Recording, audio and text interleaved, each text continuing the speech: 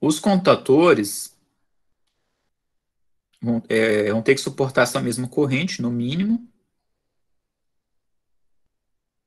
E eu fiz o cálculo aqui, caso, porque o catálogo pode trazer pela potência. Então, já vou me prevenir aqui e colocar também pela potência aqui qual que seria.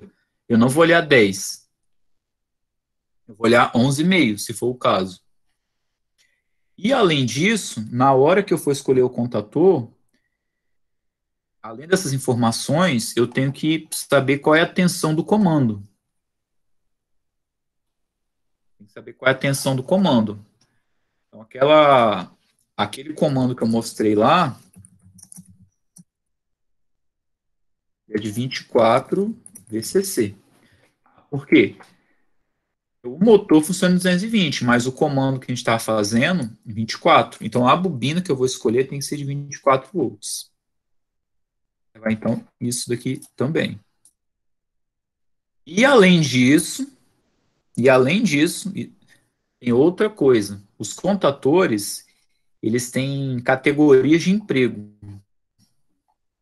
Os contatores têm categorias de emprego. Essas categorias podem ser a C1, a C2, a C3 ou a C4. Essas categorias, elas estão relacionadas ao tipo de carga que o contator vai, tipo de carga que vai ser ligado ao contator. Então, se você vai ligar no contator um grupo de resistências, é uma situação. Se você vai ligar um motor, é outra situação.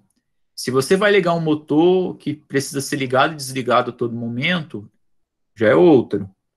Então, além da corrente que está aqui, além dessa corrente, você tem que escolher um contator com a categoria de emprego apropriada ao tipo de carga que vai ser, que o motor vai,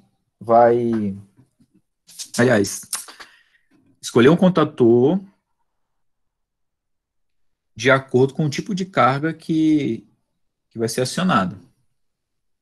E se for um motor, você vai ter que olhar como que o motor está sendo, qual que é como que é o funcionamento dele naquela máquina. Então aqui, como é uma reversão, esse motor lá do início, esse motor aqui do início, nós vamos colocar o seguinte, que é um torno, é uma, aproveitando esse diagrama aí da reversão, seria uma aplicação para ele. Então aqui eu tenho aqui a descrição do que é cada uma dessas categorias. Então, olha só, as categorias de emprego para contatores em corrente alternada, segundo essa norma aqui, fixam os valores de corrente que o contator deve estabelecer ou interromper. Então, vai depender do quê? Da natureza do receptor, como eu estava falando, motor de gaiola, de anéis, resistências, das condições às quais se efetuam os fechamentos e as manobras. Então, motor em regime, ou bloqueado, ou em partida, inversão do sentido de rotação, frenagem por contracorrente, e assim por diante. Então, essas categorias, elas são 4, mas nem sempre os fabricantes consideram que são 4. Então, vocês fiquem espertos nisso também. Então, pode ser que você pegue um catálogo e o fabricante vai dizer assim, não, meus contatores aqui eu divido em AC1 e AC4. Aí é o que você vai fazer? Ué, você vai considerar o que ele está dizendo, porque você está escolhendo um contator da marca dele.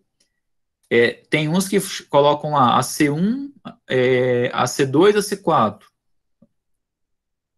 Importante você saber, tem essas 4 categorias, mas alguns fabricantes eles tipo fazem um agrupamento delas.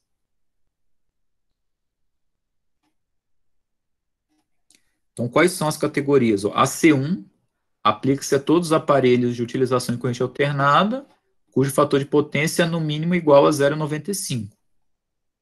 A interrupção torna-se fácil. Vocês podem colocar aqui as cargas resistivas. A C2, refere-se a partidas de desligamentos, frenagem por contracorrente e partida por impulso e motores de anéis. No fechamento, o contator estabelece corrente de partida de no máximo 2,5 vezes a corrente nominal do motor. Beleza, C2. A C3 é relativa aos motores de gaiola, cujo desligamento é efetuado com o motor em regime. No fechamento, o contator estabelece a corrente de partida, que é de 5 a 7 vezes a corrente nominal do motor. Tem alguns exemplos aqui. A C4, manobras pesadas. Acionar motores a plena carga, comando intermitente, inversão do sentido de giro, frenagem por contracorrente. O contator fecha uma intensidade que pode atingir de 5 até 7 vezes a corrente nominal do motor. No caso do torno, que é o nosso exemplo, o que acontece? O que acontece num torno? O motor ele é ligado e desligado a todo momento e ocorre reversão. Isso que pode acontecer. Ele é ligado e desligado, ele pode ser ligado e desligado, pode acontecer reversão, o motor está girando para um lado e já troca o sentido de giro, e tem sistema de frenagem também, por contracorrente. Por quê? O motor está girando para um lado, você aplica o sistema de frenagem para o motor, reverte, então é uma manobra muito pesada ali. Ou seja, você tem que escolher um contator que vai suportar esse tipo de regime, que vai suportar esse tipo de utilização. Se não, o que acontece? O contator, ele não vai suportar, os contatos vão derreter, colam no outro. Derrete e cola mesmo, como se tivesse soldado. Então, se você escolher um contator com a corrente certa, mas a categoria de emprego errada, é o que vai acontecer. No catálogo aqui que nós vamos usar de exemplo, o fabricante ele considera ele considera as categorias a C1 ou a C4. Então você sabe que a C1 resistências e a C4 tiver envolvendo motores. Fica até mais fácil de fazer o dimensionamento.